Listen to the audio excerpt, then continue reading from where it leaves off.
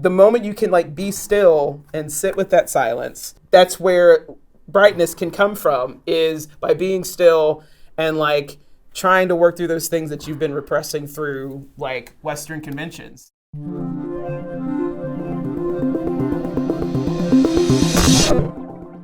This SoCal Sound Session is sponsored by Whitmore Law, dedicated to supporting and assisting performers, songwriters, producers, composers, and all music professionals in every endeavor. Hey, it's Matt Pinfield. We are here at the SoCal Sound, and I'm really excited to be hanging out with Amethyst Kiah right now. She's got a new record, Still and Bright. Hey, it's good to see you. Hey, it's great to see you too. Yeah, it's an honor to meet you. I grew up watching you on MTV, so this is like really an honor. So yeah. That means the world to me, Yeah, I gotta yeah. tell you. It's really cool because I'm a fan of your music, and I love, just it's so soulful and powerful. And for me, that's really cool because I love it because it's so real, Yeah. Hearing you perform songs and just like, your delivery and your voice, it's amazing.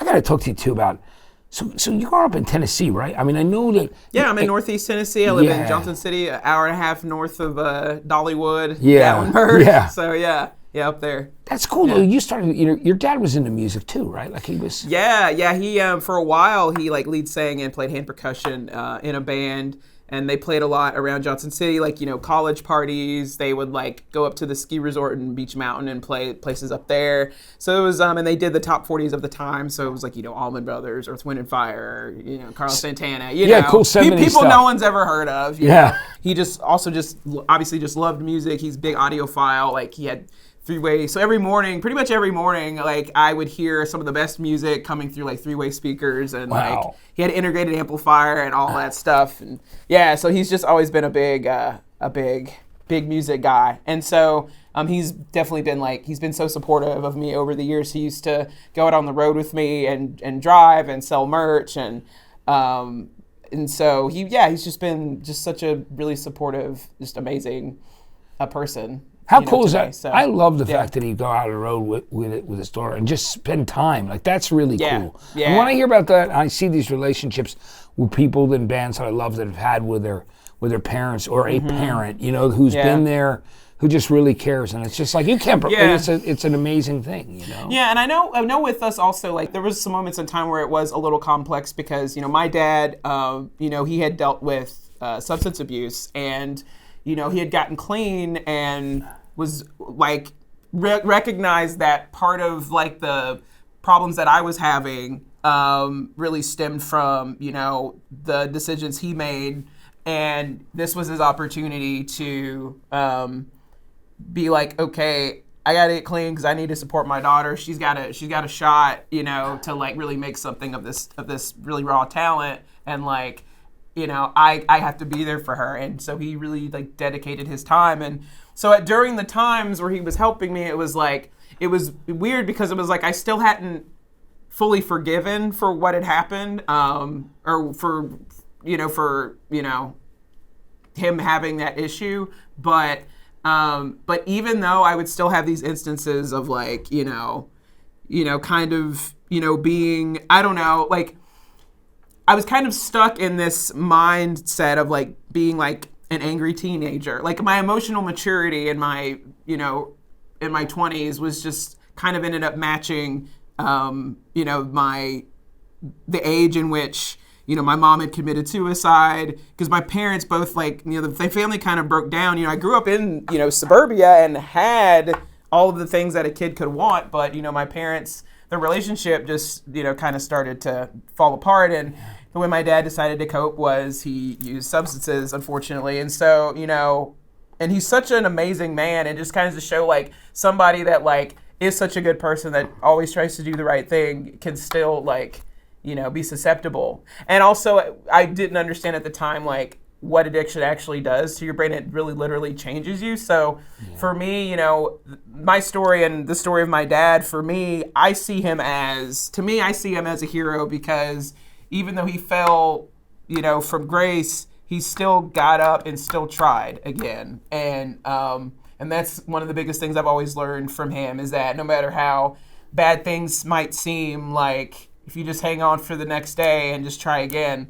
And so that's one of the biggest lessons I've learned from him. And I also appreciate the fact that even though I wasn't always as grateful for his help, because I was still dealing with those emotions, he still saw that and still helped me anyway, even though I was frustrating to deal with. I wasn't, I could be kind of difficult because of my own anxiety. So, and that is, having that kind of support, that even when you're seemingly ungrateful and the person is still gonna stick around because it's like, I see why this person's responding, and I need to still be there to be the light, because if I'm not the light, I don't know who else is gonna be, Yeah. So anyway, I didn't realize I was gonna get that far into that, but it's such an important part of having support in a industry where if you're trying to be, making a living, making art and creating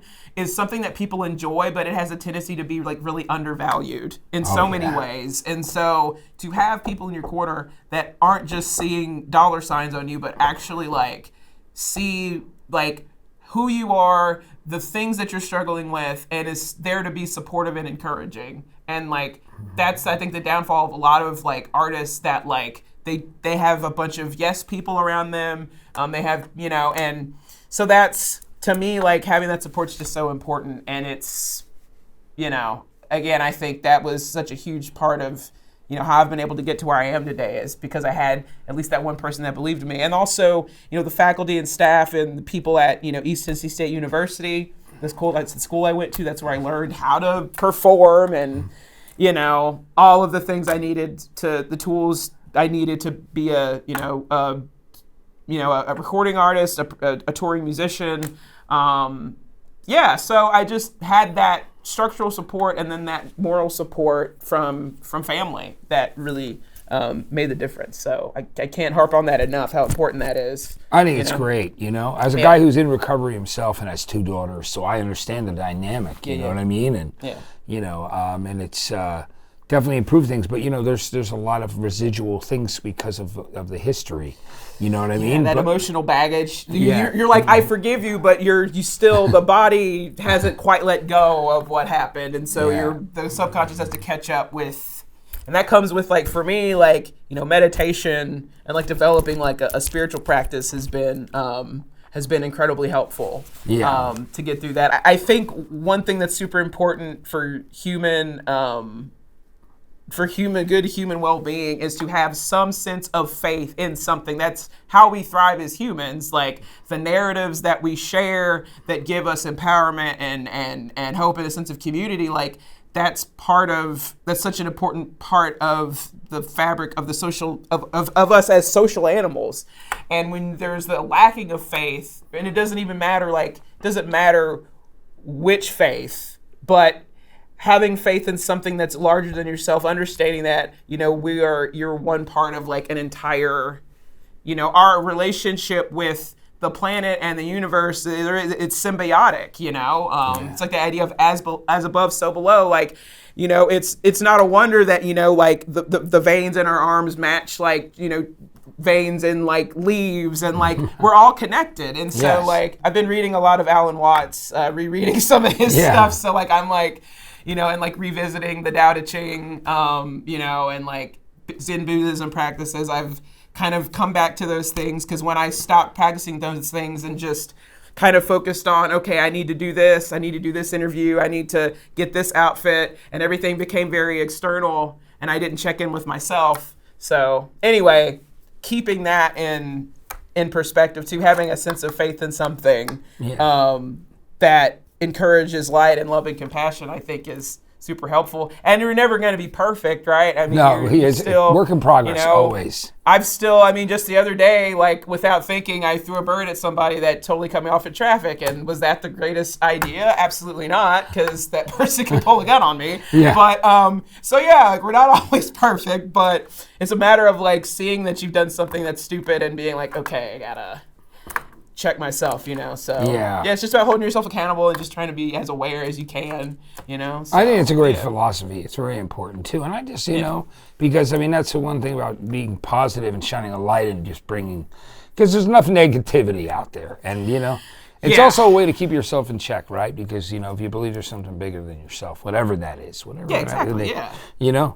So. And if the bigger than yourself is not telling you to like go, murder people that don't believe believe you, or or try to impose laws that to take away certain people's rights from you, you. It's like let's like try to have a conversation. Exactly. Anyway, exactly. I agree with you 100% there. Yeah. It's I really feel that this new record, it was just great. I mean, just straight down to the title. Tell me how you came up with the title for the record, because it kind of comes from what you just talked about. Yeah. Still and Bright was inspired by rereading the Tao Te Ching, which is was written by a mysterious man named Lao Tzu back in like I can't remember the year now, but 1,000 years ago at least, or if not 2,000 years ago. So it's very old ancient wisdom.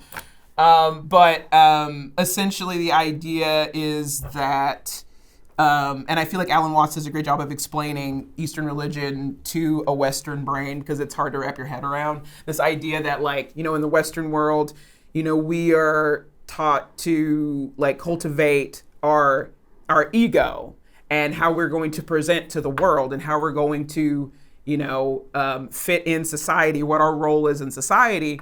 And a lot of time, it's up, to the parents to like guide and tell what to do in order to, be a good consumer, work for a company, like, or whatever.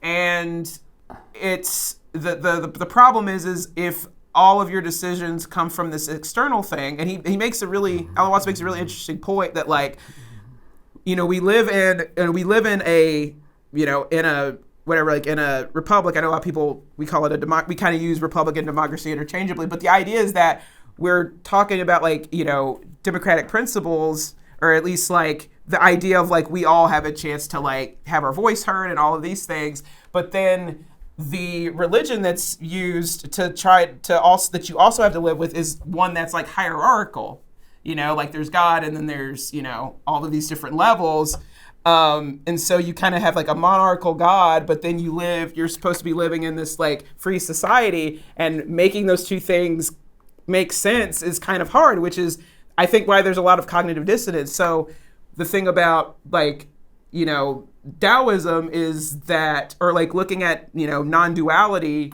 that's represented like in the yin yang, the idea is that you're able to reconnect with nature, to be able to reconnect with,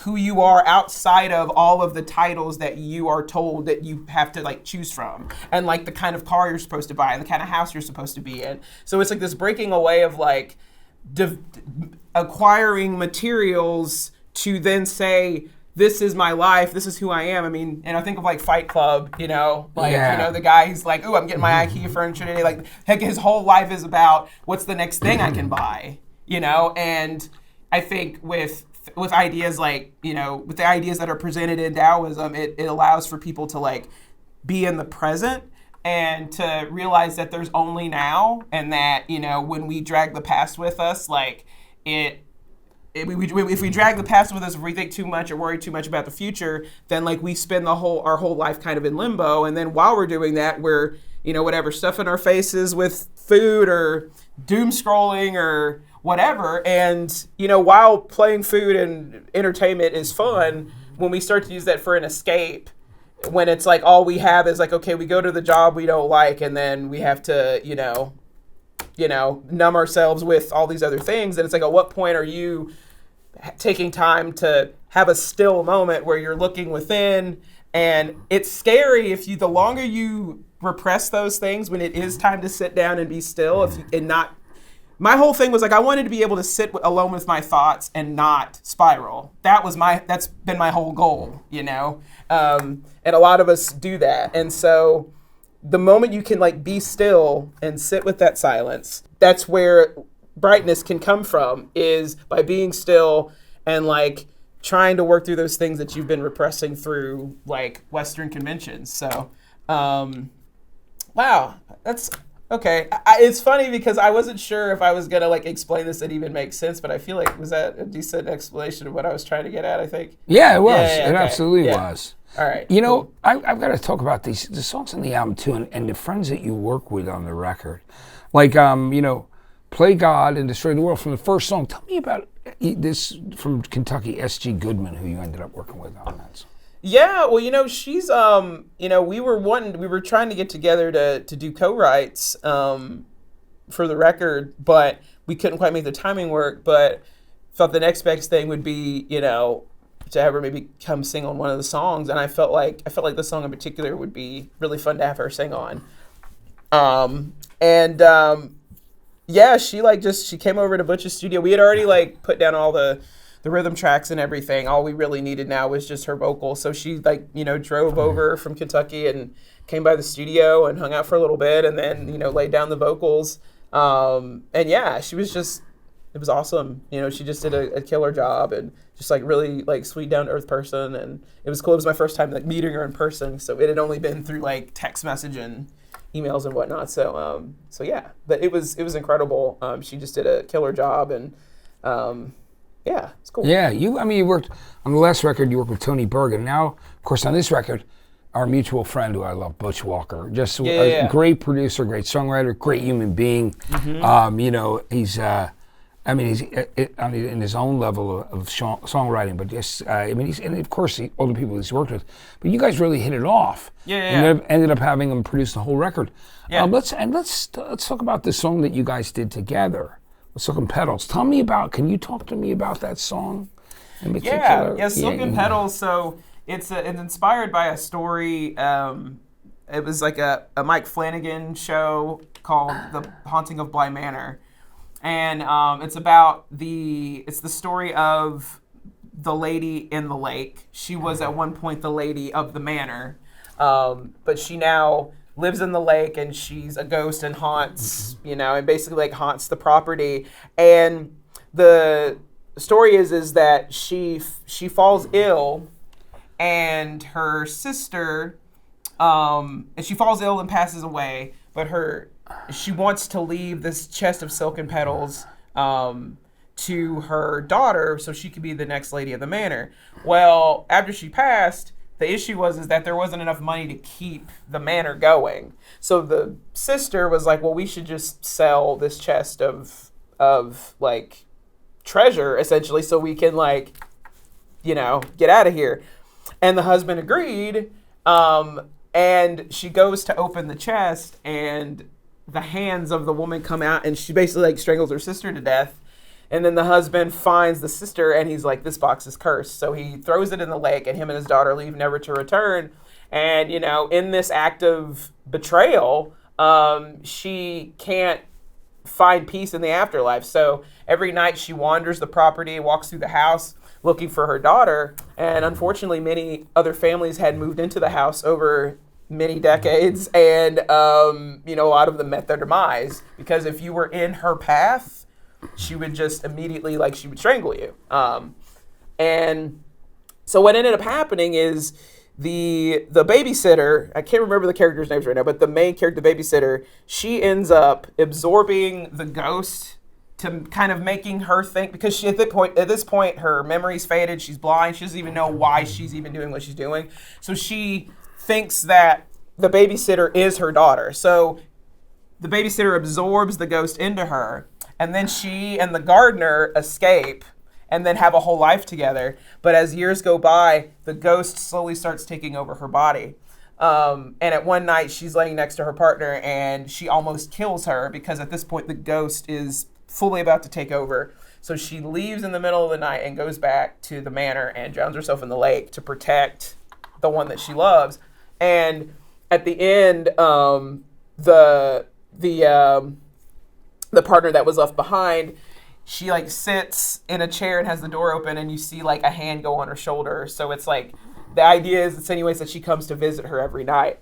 And I just, the parallels and the intertwining of, you know, death and grief and loss and love, and like how that all manifests in different ways, and how these two characters had actually so much in common, because they both, like, in a way, like, sacrificed themselves to try and, you know, help the one that they loved. And so yeah, and somehow she was able to give the ghost that, even though the consequences were obviously dire. But so that just really inspired me to like write this song. But I also at the same time was trying to like experiment with like writing more upbeat songs. And I thought, well, this is a really, really sad story. So, the juxtaposition of it being more of like an upbeat, like dance, rock kind of vibe, just felt, it was just a fun experiment to kind of play with that. And yeah. And then Butch, did the guest vocals on it and did a duet thing, so it was cool. And he came down on Americana Fest when I did my showcase at the Cannery. I texted him the day before and I was like, hey, like no big deal, but like if you're around, like if you want to come up and sing, he's like, yeah, like what time, So it was cool. And so he came and did that, and that was such a killer thing. Love singing with him too. So. It came out great. It was really good. Talk about Billy Strings. Were you guys friends before he did the duet on the record? We hadn't really hung out or anything before. I know over the years, like we had contact. We kind of gone back and forth a couple of times about getting together, hanging out, but like nothing ever. We just schedules and stuff. So, but I'd always wanted to do some sort of collab with him at some point, but was just waiting for the right song and the right time. And with this song, I Will Not Go Down, it was inspired by, like hero's journey stories. It was also inspired by, it started with a poem that I wrote in like my high school journal like years back, and I came across it like a couple years ago, and I'd written the first verse of the song is a poem that I'd written after I had learned about, the Crusades in Europe back in like the medieval times or something like that. And at that time I had been thinking a lot about how like the hypocrisy of like being in a spiritual position and like deciding that, oh yeah, killing and murdering other people that don't believe us is like, that's somehow the right path to go. It has nothing to do with any sort of like spiritual journey. It's taking advantage of people basically. Absolutely. So I wrote this poem, and then, like I said, found it years later, like a couple years ago. And then I was like, well, I kind of would like to finish the song. And the musically, I was kind of inspired by a lot of like the symphonic metal that I also grew up listening to, like Evanescence and Nightwish and Epica, and they always had like this very sort of like get on the horse and like go off to battle. I kind of wanted to incorporate that kind of sound, but we also didn't want to go like obviously like full metal, because like that's not that's not. We want to try new things, but I don't want to like totally like alienate my audience I'm acquired. So I was like, well, bluegrass is the metal of folk music, so we can just make this just as epic, but just obviously with acoustic instruments. And then I was like, this felt like a good time for Billy Strings to be like lay something down. He seemed like perfect for it. Also, a person being familiar with like metal and stuff. Because like I saw a video where he was like sitting in at one of Tool's concerts playing electric guitar, and it's like this guy's like doing it all, So hanging out playing with like with Danny and Maynard and those guys, right? And Adam, I love. That was cool. It's amazing how many people cross over and like different styles of music and stuff. It's fun. It's like, I think it's great. I just think because at the beginning of the commercial music industry, it was very much like, it started out being segregated, race records and hillbilly records. Yeah. And then that pattern of just like trying to just, applying marketing to art, like it's a fine line between getting the word out there but then also like manufacturing like a category that then puts people in a position to like gatekeep and basically determine what something is as if other people's ideas or opinions matter, So it's a marketing tool, I get it, but also it's obviously, used in the wrong way can lead to, really just underestimating how eclectic people's music tastes can be, So Yeah, I forget where It's I was true. going. No, I but was going with that. You're but right, yeah. though. I mean, I think it's interesting. You're talking about the different things you've seen that Billy Strings would do. And I think that's cool to people. And I had no idea you love symphonic metal, but I love that too because it shows the diversity of what you liked. So you were like so many other people where I listened to a lot of new metal in high school. Yeah. You know, like Queen of the Damned was like my favorite movie. I had the soundtrack and like listened to Static X and Korn and all those folks. All those bands that were on my TV show Farm Club. You know what I mean? Like everybody played like. I mean a lot of it. I watched I watched a lot of MTV, and that was my jam. Yeah. It was cool. It was cool, and it's so great for a lot of those guys that they're having a resurgence in a big way. So I'm very happy for them. You know what I mean? Yeah. Because we've been friends for so long, which is great. So Empire of Love. Let's talk about that song too, because that's early in the record, and it's a song that is really strong that I heard you do live. So talk to me about that. Yeah, so Empire of Love, I co-wrote that one with Sean McConnell. He's a fantastic songwriter in Nashville. Really loved working with him on this. Initially, the inspiration for the song started when I was back home from tour, and I was at one of my favorite parks that I like to walk in, and it was about this time of year, so there was the fall foliage. I mean, it's amazing to not have to go to Vermont or something to see the beautiful fall foliage, because we got it right here, or foliage, because we have it right in East Tennessee. But anyway, I was walking and I was just kind of taking pictures, and I really was I took this picture of a bunch of dead leaves with orange and yellow and all of those colors, and I had a moment where I was like, I get to live here, this is home. And I just, for so many years, I kind of, always felt a little bit like a misfit, in Appalachia for various reasons. And it was the first time I had really had that moment of damn, this is where I live, And then I was like, well, I kind of want to write a song to sort of commemorate that. And one of the reasons why it was kind of felt difficult sometimes, or I felt out of place in Appalachia, just because we're in the Bible Belt, and I have I'm a big anti-dogma advocate. I don't like the idea of people passing judgment in a way in the name of a God. I really had a problem with that. It's already bad enough if someone is like that and they're not using God as their smokescreen, but there's something worse about that, using something that's supposed to be, showing people light and compassion, and using that to just, be hateful, and that really was something that always bothered me.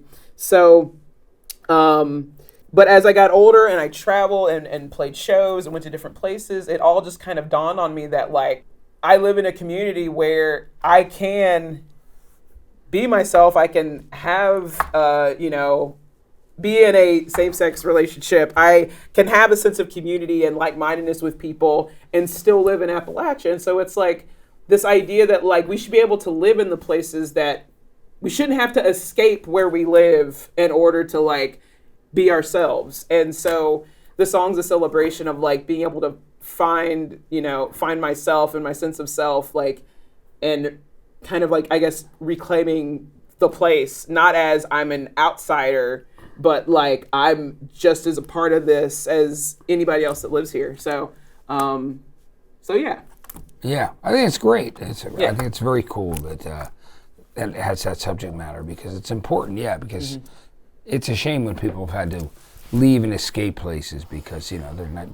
People don't have open minds, or not accepting. You know what I mean, and welcoming. So that's cool. I love that you did that. You know what I've been meaning. I wanted to ask you, because I knew you like all kinds of music.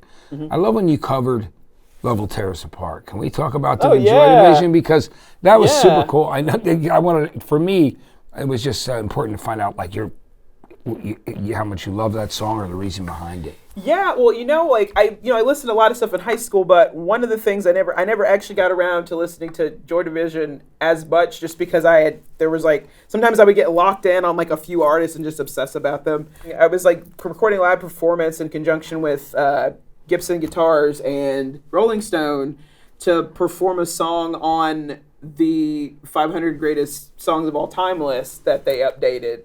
And my manager Dolph Ramser, he was like, I think you could do a really amazing slowed down like acoustic version of Love Will Tear Us Apart. And I was like, I've not gotten around to really sitting down and listening to Joy Division. Like, this is a great time to do that, It's always open to suggestions about stuff. And I heard the song, I was reading the lyrics, and I'm like, this is like if you just read the lyrics, it's like a country song. Yeah, yeah. It's like, it's like my wife's about to leave me. But the thing is like, it's what was so beautiful, I don't know. Beautiful is a weird word to use for this, I guess, but I think what was so beautifully illustrated in the song, it talked about the time before you break up. Like, whereas sometimes songs will talk about, like, being resentful or, like, scratching the side of that four-wheel drive. Love that song. But this was about, like, the moments before, like when you're laying in bed and your back's to the other person and you both know that this is over, but both of you, like, you can't move, you don't know how to even start that conversation. And I was just like, that is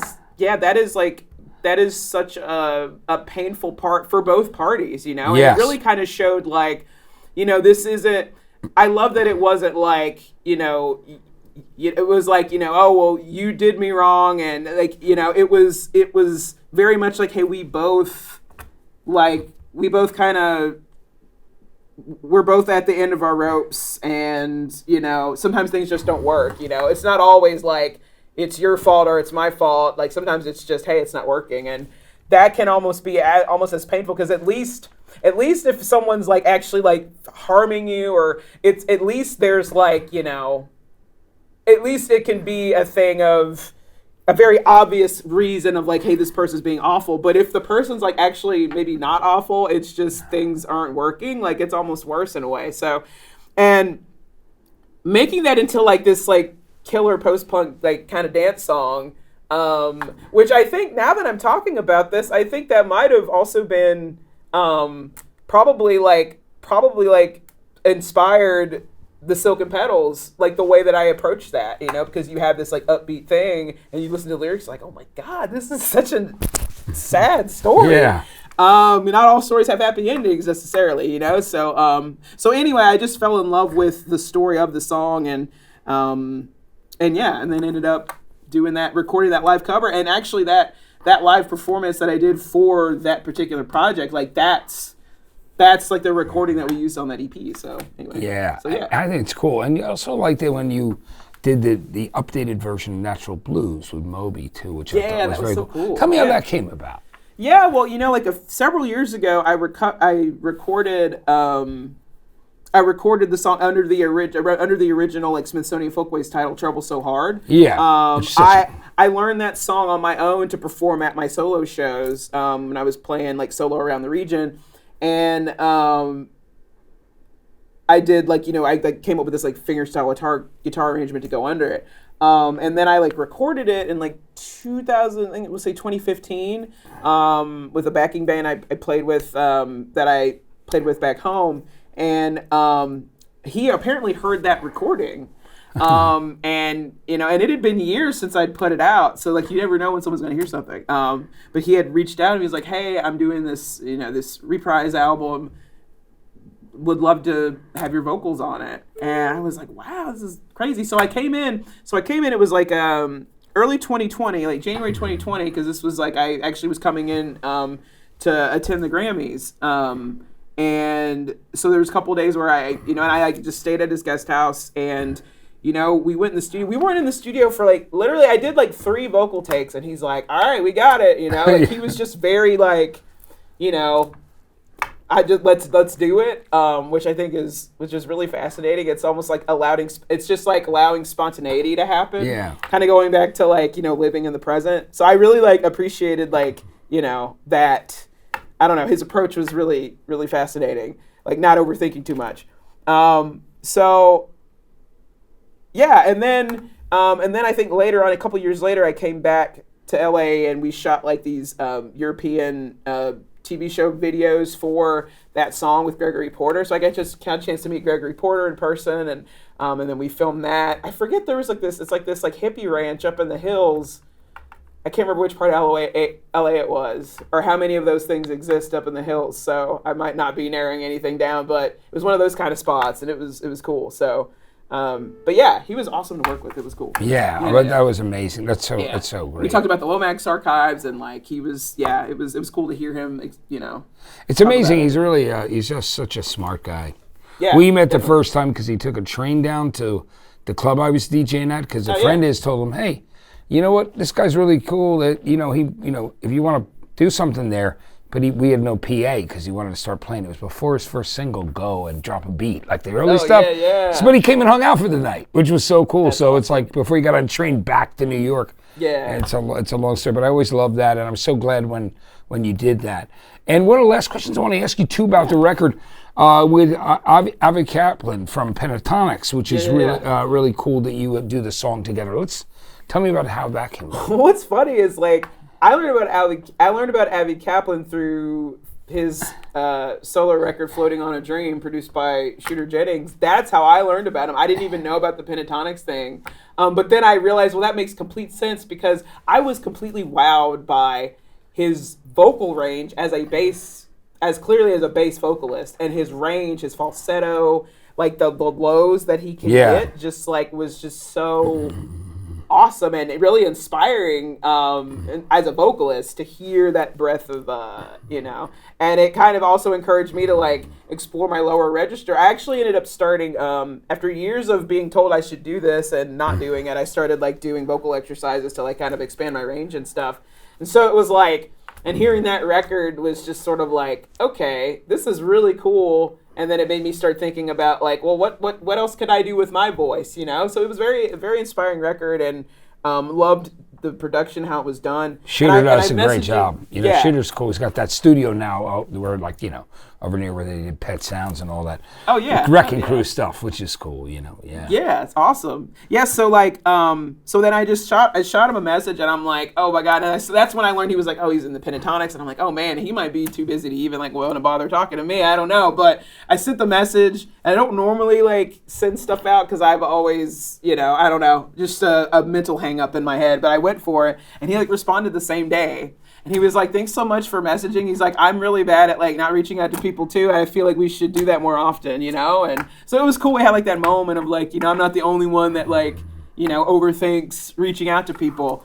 And so then we met up with him and Jeremy Latito, and we wrote a song, and we wrote Die Slowly Without Complaint together, which was inspired by the old Gods of Appalachia show.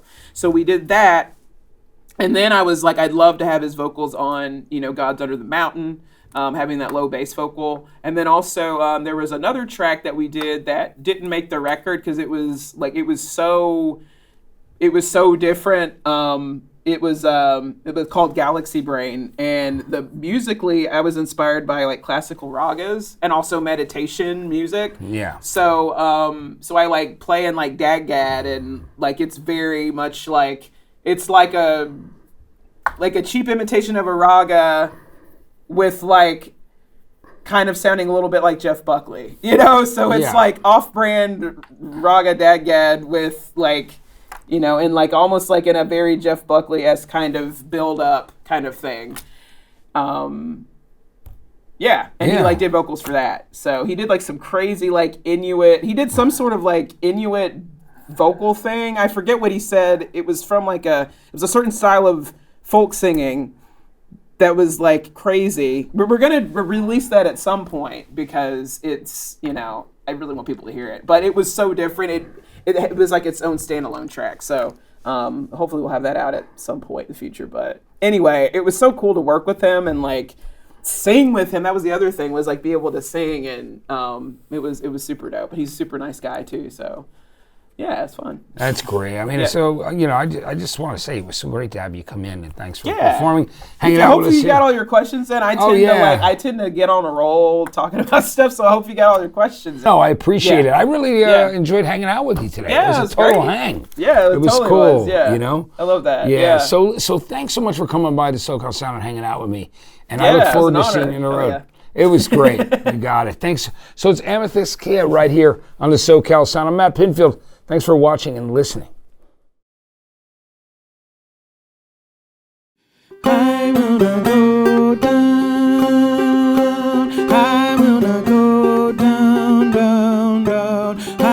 will not go down. I will not go down, down, down. I will not go down.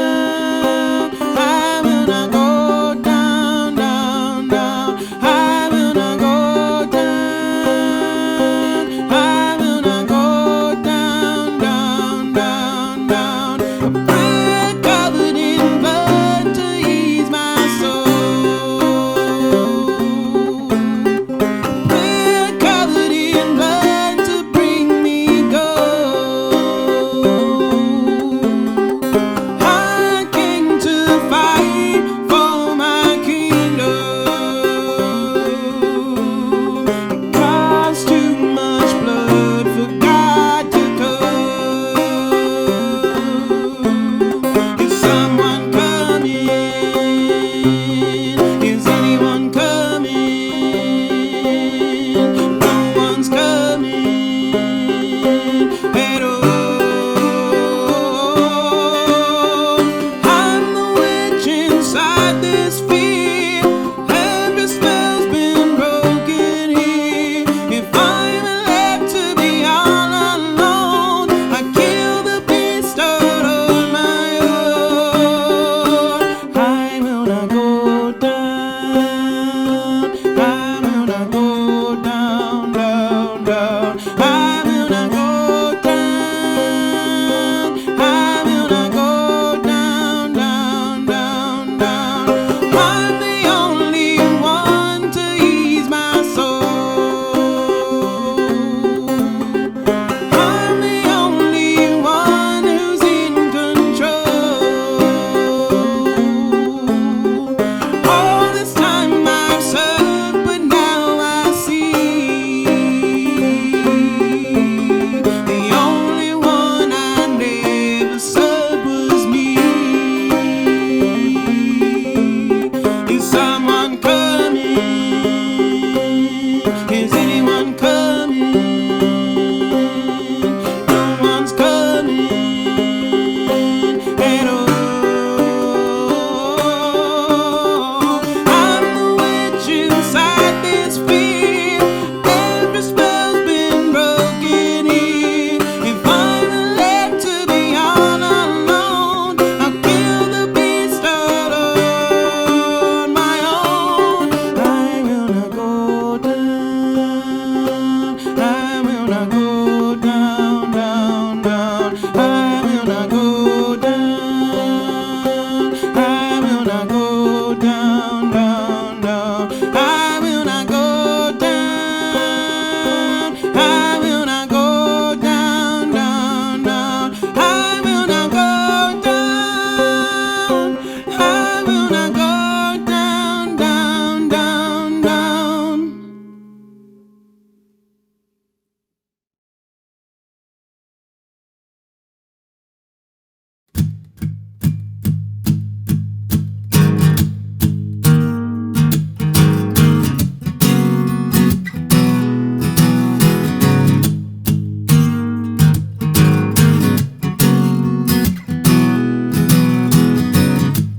Concrete pillars, golden domes. There are kingdoms come and gone that we'll never know. My religion is none at all. I build my own cathedrals and let them fall. 'Cause I don't want a theocracy or some idle ideology. We're all made from stars from above. I pledge allegiance to my soul. I follow where she needs to go. I'm a pilgrim for the empire of love. Oh,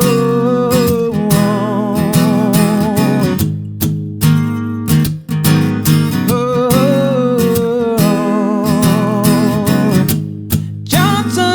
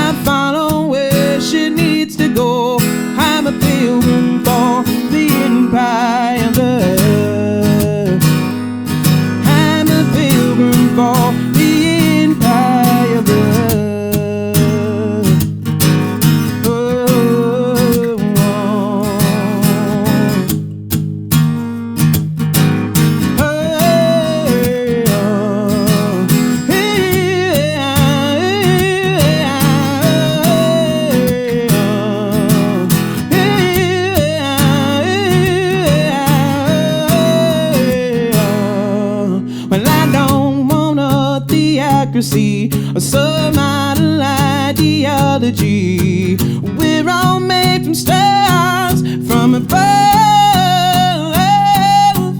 I pledge allegiance to my soul.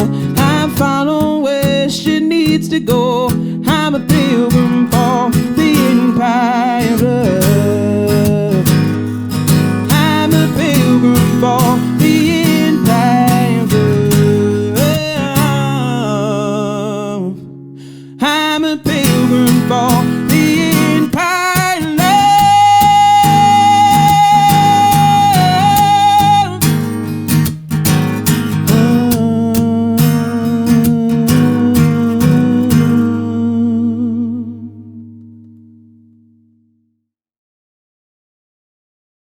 I don't feel like myself at all. Is there a ghost in me or just a love song?